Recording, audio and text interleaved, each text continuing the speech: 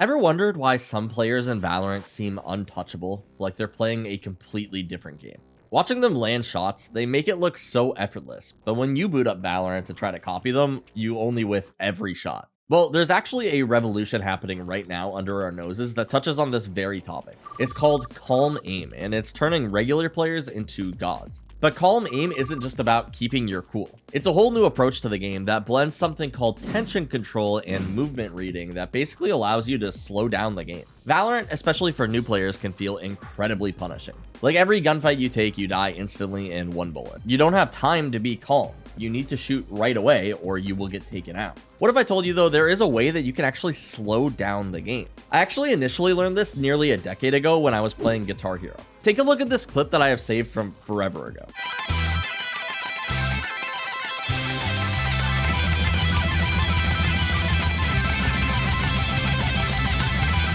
To some people, this might look really insane. Like, those notes are coming so fast. How does he possibly hit them? Well, part of it, of course, is just practice. I practiced the song a bit, so I knew how the notes were going to appear. But what if I told you these notes aren't actually moving that fast? I'm not trying to brag here either. There are players who are worlds better than me.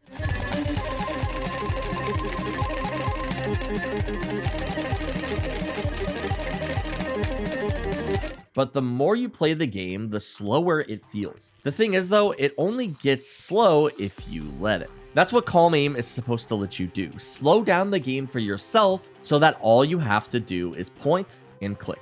If you don't believe this is a thing though, here's a fun exercise I want you to try to prove it. Boot up Aim Labs and go to Grid Shot. Turn on some super hype song. I like to use the ending of Paradise City by Guns N' Roses because I'm old. Then just play Grid Shot for a bit. It's pretty natural that you'll start to try and match the pace of the music. In essence, you might try to rush yourself a bit. Maybe you even find that your grip of your mouse gets a little bit tighter. This is the opposite of what we're trying to achieve. If you record yourself doing this and go back and watch yourself play, you'll realize you're not actually moving quite as fast as you think you are. In a way, you're creating a scenario in your head where the game is way faster paced than it actually is. Now, play it without music. It's very possible that you'll not only find that your accuracy goes up, but also your overall score.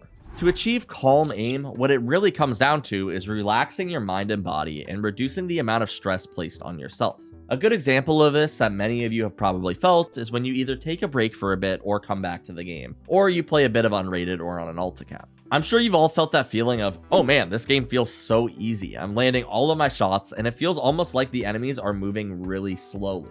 This is entirely natural because you're playing in an environment where the game doesn't really matter. If you haven't played in weeks, losing one game isn't the end of the world. Or if you're playing in an unrated, there's not exactly any RR on the line, so it's okay if you miss. What both of these situations have in common is that these stakes are low, so you're more relaxed. Your aim is more calm and it almost slows down the game. We want you to be in this state pretty much all of the time, not just when playing unrated. So what we need to do is dig into the root of the problem, and that is something that we call tension management. Tension basically refers to how strongly you choose to grip your mouse. Many aim coaches suggest that you should treat your mouse as if you were holding an A. You don't want to death grip it, it should feel free-flowing or like an extension of your hand. To achieve Calm Aim, what we want you to do is when using aim trainers or playing deathmatch, don't even worry about your scores or anything. Just try to focus exclusively on how you hold your mouse. Don't do this in a real match because it's going to introduce too many factors for you to worry about. We don't want you to have to think about winning or the economy or anything like that. Just focus on how you hold your mouse. Now what you need to do is loosen up your grip a bit and try to relax your arm. If the amount of tension in your arm could be rated on a scale of 1 to 10, you should be at like a 3.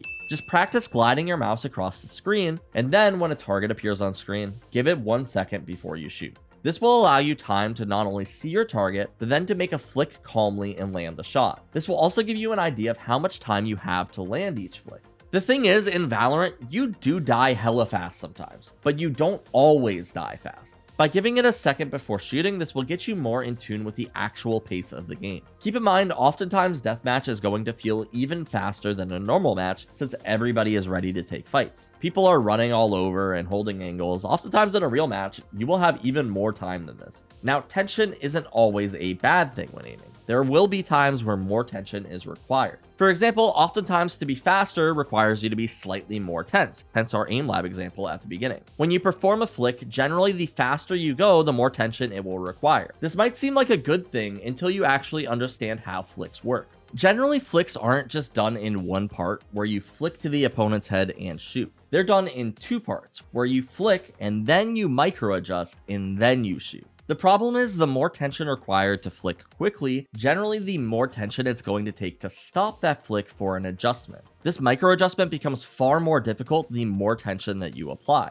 What expert aimers are finding is that although you maybe can flick faster with more tension, reducing tension can actually be better because it keeps your aim more fluid between the adjustment and finding your next target. This is why it's important to practice waiting before shooting, because you're only really going to want to apply tension if speed is more important than accuracy, such as when you need to make a nasty flick or if your target is moving way faster than you're tracking and you need to reel your mouse in to catch up. On this topic though, the other thing that we need to talk about is movement reading. Some of you may feel like you're reading your target's movements, but I encourage you to think again. During your death matches, try to see if you actually are paying attention to where your target is going, or if you're just merely trying to land the shot. A good sign of this is if you're ever getting into strafe battles where you and your opponent are just strafing back and forth. Yeah, I know, it's embarrassing, right? But you know exactly where the enemy is about to go next. Just get ahead of them and move your crosshair there. Remember, it's not about where your opponent is now, it's about where they are going to be when your flick arrives. What causes a lot of players to struggle against moving targets is that they apply too much tension, causing their aim to be far more inconsistent than it needs to be. This makes it seem as though they're just flicking from place to place trying to land the shot rather than ever actually really tracking their target. This sort of panic also removes a lot of the tactics that make hitting moving targets much easier. For example, many high-level players will use body shots to help slow their target down before ever going in for the kill. After landing the body shot, it's easy enough to just crouch spray and land the kill, but this is incredibly dangerous if you're not precise with your shots. By the way, this is one of the many things that we cover in our brand new Spider Method course over at SkillCapped that details how players like Shroud are able to frag out no matter what FPS they are playing. The secret is that they simplify the aiming process into 6 easy steps that anyone is capable of doing. What you'll see on YouTube is everyone inventing new ways to complicate the aiming process. Honestly, it's a headache to follow sometimes. The reality is though, getting insane aim isn't that difficult. All it takes is a little bit of time and the right guidance. Our Spider Method makes it easy so you can get past the part where you look like this and get to the part where you look like this.